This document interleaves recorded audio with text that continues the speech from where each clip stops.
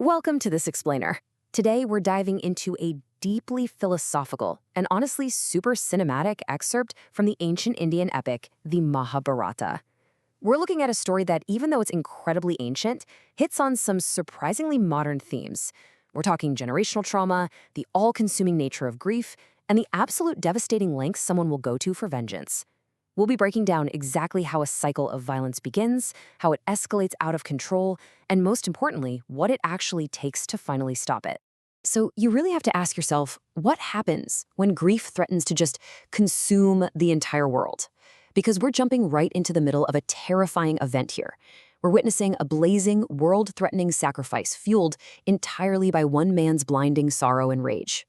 It's this incredibly striking visual of how personal pain, if you leave it unchecked, doesn't just hurt the individual, right? It literally threatens everything around them. Section 1. The Blazing Sacrifice. Okay, picture this intensely dramatic scene. The great Brahmana sage, Parasara, decides to unleash his absolute fury upon the world. And he isn't just throwing a tantrum, he has initiated a grand Rakshasa sacrifice to systematically wipe out an entire race of beings. And the sheer scale of this, it's staggering. The source text specifically notes that Parasara sat, pouring these massive libations of clarified butter before 3 distinct, blazing fires. He is conducting this ritual with intense, terrifying precision. This isn't some chaotic outburst. It is highly calculated, ritualistic destruction. And this is where the imagery gets so incredibly vivid. The text literally describes Parasara himself like unto a 4th fire. His energy was so intensely destructed as he consumed these innocent Rakshasas, young and old alike, that the other watching Rishis literally saw him blazing like a second sun, illuminating the firmament. I mean, think about that. It's a terrifying picture of a man entirely consumed by his own wrath, just radiating heat and destruction everywhere. Section 2, the roots of wrath. To understand how a highly learned man, someone actually described as the foremost of all persons acquainted with the Vedas, reaches this point of mass destruction, we have to ask, where does a fire like this even start? Well, the text brilliantly illustrates the inherited nature of his anger. Generation 1 starts with a curse made by his father, Saktri. That curse ultimately leads to Saktri's own gruesome death. And then boom, we hit Generation 2, Parasara. Remembering the slaughter of his father, Parasara undertakes this horrific second vow of vengeance. He's carrying all that trauma from the previous generation, holding on to an old grievance, and turning it into a weapon. But honestly, the most shocking part of this whole situation is his grandfather's reaction. Vasishtha did not restrain him from this slaughter. Vasishtha is this highly illustrious, incredibly wise figure who had previously restrained his own wrath. Yet, initially, he just chose not to obstruct this horrifying slaughter. He simply watched his grandson enact this second vow. It just goes to show how even the wisest figures can sometimes be paralyzed by the grief within their own families, allowing the destruction of innocent lives to just continue unchecked. Which brings us to Section 3, the sages intervene. Fortunately, as the devastation mounts and these fires are burning brighter, a group of powerful, liberal-souled sages arrive to end the sacrifice.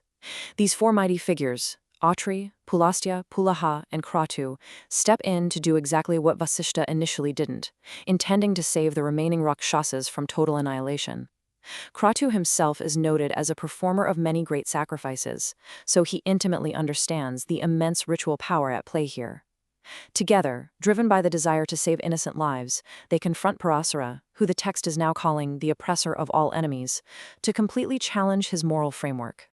Section 4. The Philosophy of Peace.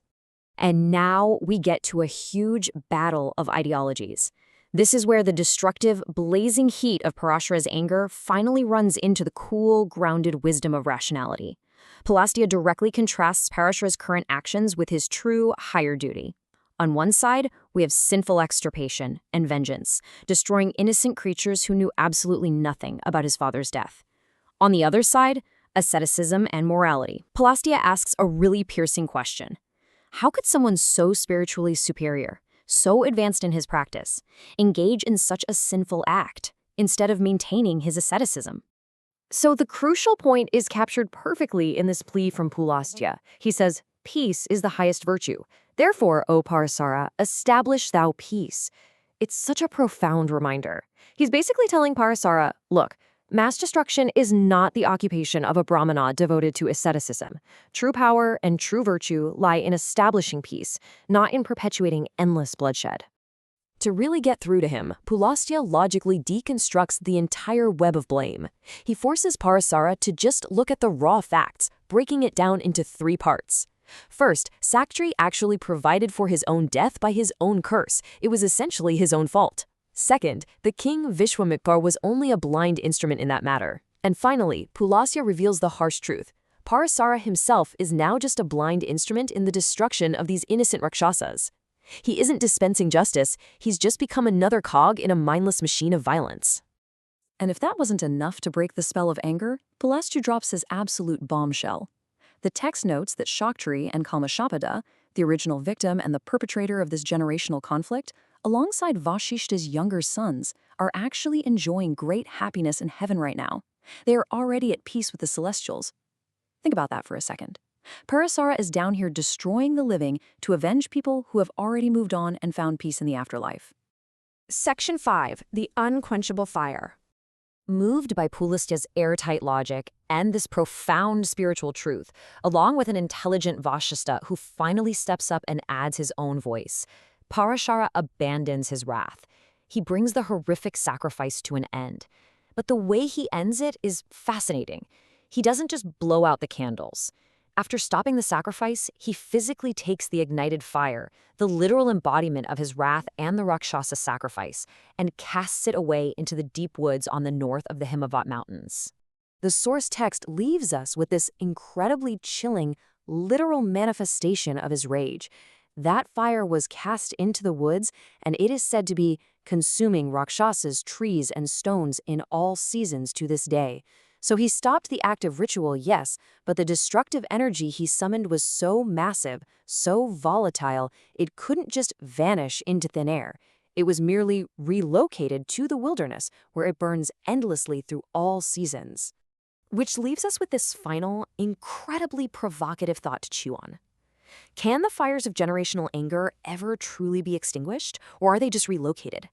Parasara stopped his direct vengeance. Sure, he broke his vow, but the fire he started continued to burn the world around it.